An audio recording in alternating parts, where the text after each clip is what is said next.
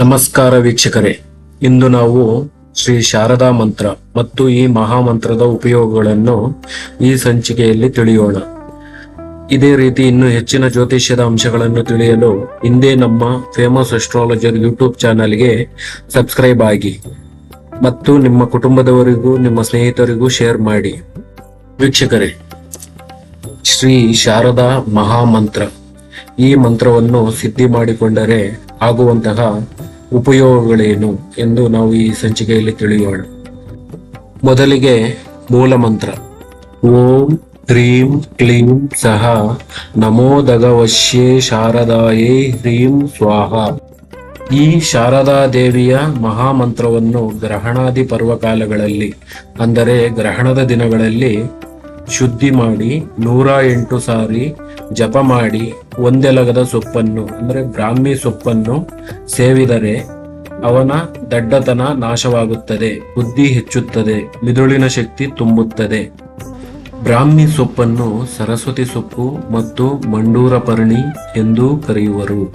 ಇದರ ಸೊಪ್ಪು ಬಜೆ, ಕೋಷ್ಠ, ಸೈಂದ್ರಲ, ಎಳ್ಳಿನ ಹೂವು ಇಲ್ಲವೇ ರಕ್ತಚಂದನ ಇವುಗಳನ್ನು ಸಮವಾಗಿ ಬೆರೆಸಿ ಪೂರ್ಣ ಮಾಡಿ ಸೊಪ್ಪಿನ ರಸದಿಂದ ಸೇರಿಸಿ ಮೇಲಿನ ಶಾರದಾ ಮೂಲ ಮಂತ್ರದಿಂದ ಪುಟ ಕೊಟ್ಟು ಈ ಮೇಲೆ ಈ ಚೂರ್ಣದ 4 ಪಟ್ಟು ತುಪ್ಪ, 4 ಪಟ್ಟು ಹಸುವಿನ ಹಾಲು ಮತ್ತು 1 ಚಮಚ ರಸವನ್ನು ಸೇರಿಸಿ ಅದನ್ನು ಬೆಂಕಿಯ ಮೇಲೆ ಇಟ್ಟು ಕುದಿಸಿ ತುಪ್ಪವಷ್ಟೇ ಉಳಿದ ಮೇಲೆ ಇಳಿಸಬೇಕು.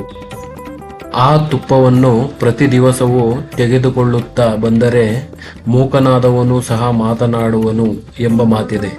ಕಿವುಡನು ಎಚ್ಚರಗೊಳ್ಳುವನು, ದಡ್ಡನು ಕವಿಯಾಗುವನು, ಯಾವ ಪರೀಕ್ಷೆಯಲ್ಲಾದರೂ ಪಾಸಾಗುವರು.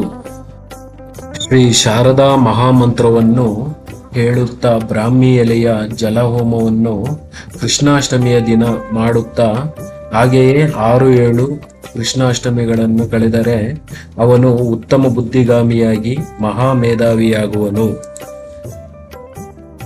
ಶ್ರೀ ಶಾರದಾ ದೇವಿಯ ಮೂಲ ಮಂತ್ರ ಹೇಳುತ್ತಾ ಹೊರಮುಚ್ಚುಗನ ಸಮೂಲವನ್ನು ಸಿದ್ಧಿ ದಿನದಲ್ಲಿ ಸಂಗ್ರಹಿಸಿ ತಾಮ್ರ ಅಥವಾ ಬೆಳ್ಳಿ ಚಿನ್ನದ ಉಂಗುರದಲ್ಲಿ ಹಾಕಿ ಧರಿಸಿಕೊಂಡರೆ ಬಹು ಜನಪ್ರಿಯ ಕವಿಯಾಗುವರು ಮತ್ತು ಎಷ್ಟೇ ಕಠಿಣ ಪರೀಕ್ಷೆಗಳನ್ನು ಕೂಡ ಸುಲಭವಾಗಿ ಉತ್ತೀರ್ಣರಾಗುವರು. ಪ್ರಿಯ ವೀಕ್ಷಕರೇ, ಇವಿಷ್ಟು ಅಂಶಗಳು ಕೂಡ ಶ್ರೀ ಶಾರದಾ ದೇವಿ ಮಹಾಮಂತ್ರವನ್ನು ಸಿದ್ಧಿ ಮಾಡಿಕೊಂಡರೆ ಬರುವಂತಹ ಉಪಯೋಗಗಳು. ವೀಕ್ಷಕರೇ, ನಿಮಗೆ ಶಾರದಾ ದೇವಿಯ ಮಹಾಯಂತ್ರವು ಬೇಕಿದ್ದಲ್ಲಿ ಹಿಂದೆ ಪಂಡಿತ್ ಕೆ ಪ್ರಶಾಂತ್ ಆಚಾರ್ಯರವರನ್ನು ಸಂಪರ್ಕಿಸಿ. ಕೇರಳ ಮತ್ತು ಕೊಳ್ಳೇಗಾಲದ ಮಹಾಮಾಂತ್ರಿಕ ಜ್ಯೋತಿಷ್ಯರು. ಇವರ ದೂರವಾಣಿ ಸಂಖ್ಯೆ 9740947045. ವೀಕ್ಷಕರೇ, ನಿಮಗೆ ಈ ವಿಡಿಯೋ ಇಷ್ಟವಾಗಿದ್ದಲ್ಲಿ ಲೈಕ್ ಮಾಡಿ ಮತ್ತು ನಿಮ್ಮ ಕುಟುಂಬದವರಿಗೆ ಮತ್ತು ನಿಮ್ಮ ಸ್ನೇಹಿತರಿಗೂ ಕೂಡ ಶೇರ್ ಮಾಡಿ. ಮುಂದಿನ ಸಂಚಿಕೆಯಲ್ಲಿ ಸಿಗೋಣ. ಓಂ ನಮಃ ಶಿವಾಯ.